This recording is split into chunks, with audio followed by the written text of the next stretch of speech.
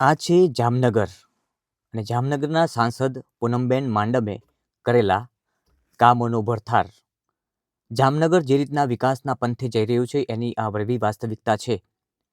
પરંતુ કેટલાક સમયથી પૂનમબેન માંડમ સામે પણ સવાલો ઉઠી રહ્યા છે અને એ સવાલો છે પ્રોપર્ટીના. એડીઆર રિપોર્ટના દાવા સામે હકીકત શું છે જેને લઈને આજે હું વાત કરી રહ્યો છું. પૂનમ માંડમની સંપત્તિમાં વધારો રાતોરાત નહીં પણ કાયદેસર અને પારદર્શક છે. તાજેતરમાં એડીઆર એટલે એસોસિએશન ફોર ડેમોક્રેટિક રિફોર્મ્સ દ્વારા જાહેર કરાયેલા રિપોર્ટ બાદ જામનગરના સાંસદ પૂનમ માંડમની સંપત્તિને લઈને મીડિયામાં ચર્ચાઓ ચાલી રહી છે. રિપોર્ટમાં સંપત્તિમાં થયેલા વધારાને રાતોરાત અથવા અચાનક થયેલા વધારા તરીકે ચિતરવાનો પ્રયાસ થયો છે.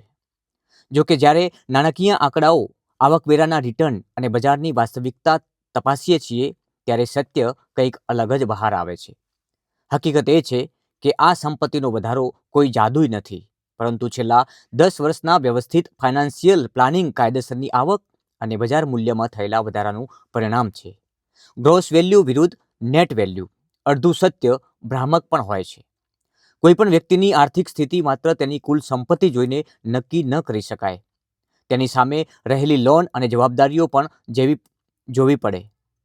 2019થી 2024 એટલે છેલ્લા 5 વર્ષના સમયગાળામાં ગ્રોસ એસેટમાં ભલે ₹56.79 કરોડનો વધારો દેખાતો હોય, પરંતુ તેની સામે લોન અને જવાબદારીઓ બાદ કરતા નેટ વધારો માત્ર 9.36 કરોડ જ છે.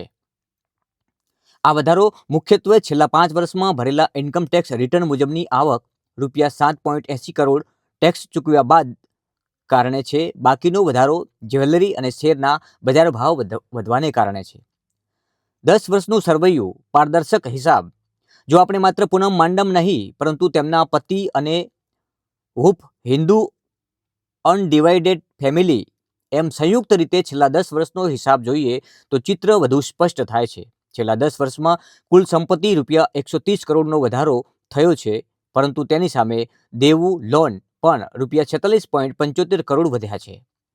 એટલે કે 10 વર્ષમાં પરિવારની નેટ સંપત્તિમાં ₹83.25 કરોડનો વાસ્તવિક વધારો થયો છે. આ પૈસા આવ્યા ક્યાંથી? આવા અનેક સવાલો. એડીઆર રિપોર્ટે જે સ્પષ્ટ નથી કરતું તે આંકડો અહીં છે. આ ₹83.96 કરોડનો વધારો કેવી રીતે થયો તેનું વ્યાપક સમજીએ. ટેક્સ ભરેલી કાયદેસર આવક ₹40.29 કરોડ. છેલ્લા 10 વર્ષમાં પરિવારે જે ઇન્કમ ટેક્સ રિટર્ન ભર્યા છે તેમાં સરકારને ટેક્સ ચૂકવ્યા બાદની આ ચોખ્ખી બચત છે. માતૃશ્રી તરફથી ભેટ ₹36 કરોડ. પૂનમ માંડમના માતાએ પોતાની મિલકતનું વેચાણ કરીને જે રકમ મેળવી હતી, જે તેમના રિટર્નમાં પણ જાહેર છે, તેમાંથી દીકરીને કાયદેસરની ભેટ આપી છે. બજાર કિંમતમાં વધારો ₹19.85 કરોડ. ચૂંટણી એફિડેવિટના નિયમ મુજબ સોનું, જમીન અને શેરનું મૂલ્ય આજના બજાર ભાવ મુજબ દર્શાવવું પડે છે. જમીન પ્રોપર્ટીના ભાવ વધારાની ₹14.77 કરોડ. સોના જવેરાતના ભાવ વધારાની ₹4.15 કરોડ. શેર મ્યુચ્યુઅલ ફંડના વધારાથી ₹0.93 કરોડ. આમ કુલ હિસાબ ₹40.29 પ્લસ 36 પ્લસ 19.85 એકદમ સ્પષ્ટ છે. આમાં ક્યાંય પણ છુપાયેલી કે બિનહિસાબી આવક નથી. એક અલગ દ્રષ્ટિકોણથી જોઈએ તો જો કોઈ સામાન્ય બિઝનેસમેન કે ઉદ્યોગપતિએ 2014થી અત્યાર સુધી નિયમિત ટેક્સ ભરતો હોય, તો પ્રોપર્ટીમાં રોકાણ કર્યું હોય અને પારિવારિક વારસો મળ્યો હોય તો તેની સંપત્તિમાં પણ આવો જ વધારો જોવા મળે છે. આ એક સામાન્ય આર્થિક પ્રક્રિયા છે. પરંતુ પૂનમ માંડમ એક સાંસદ હોવાને કારણે આ સ્વાભાવિક આર્થિક પ્રગતિને નેગેટિવ નેરેશન સાથે જોડવામાં આવી રહી છે. એડીઆર રિપોર્ટમાં લોન અને જવાબદારીઓના પાસાને અવગણીને માત્ર સંપત્તિનો વધારો હાઇલાઇટ કરવામાં આવ્યો છે. સાંસદ પૂનમ માંડમની સંપત્તિમાં થયેલો વધારો રાતોરાત નથી, પરંતુ રેકોર્ડ પર છે. આ વધારો નિયમિત કર ચૂકવણી, કૌટુંબિક ભેટ અને મોંઘવારીને કારણે મિલકતોના ભાવ થયેલા વધારાનું પ્રતિબિંબ છે. કાયદેસરનો વેપાર અને ટેક્સ પ્લાનિંગ કરનાર કોઈ પણ વ્યક્તિ આ આંકડાકીય સ્વાભાવિક છે.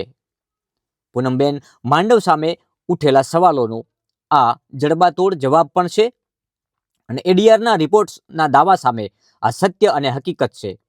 કારણ કે પૂનમબેન માંડમની સંપત્તિમાં વધારો રાતોરાત નહીં, પરંતુ કાયદેસર અને પારદર્શક છે, એ અહીં સ્પષ્ટ થાય છે. આ આંકડાકીય માહિતીઓ જાહેરમાં છે. આંકડાકીય માહિતીઓ એ સૂચવે છે કે આ આંકડાકીય માહિતીઓ રાતોરાત નહીં, પરંતુ કાયદેસર છે અને એડીઆર રિપોર્ટના દાવા સામે બિલકુલ હકીકત આ તમામ આંકડાઓ છે. Gross value and net value, અડધું સત્ય ક્યારેક ભ્રામક પણ હોઈ શકે છે. કોઈ પણ વ્યક્તિની આર્થિક સ્થિતિ માત્ર કુલ સંપત્તિ જોઈને નક્કી ન કરી શકાય. તેની સામે રહેલી લોન અને જવાબદારીઓ પણ જોવી પડે છે. આ છે સાંસદ પૂનમબેન માંડમનો ગ્રોથ અને હકીકત, સત્ય સનાતન.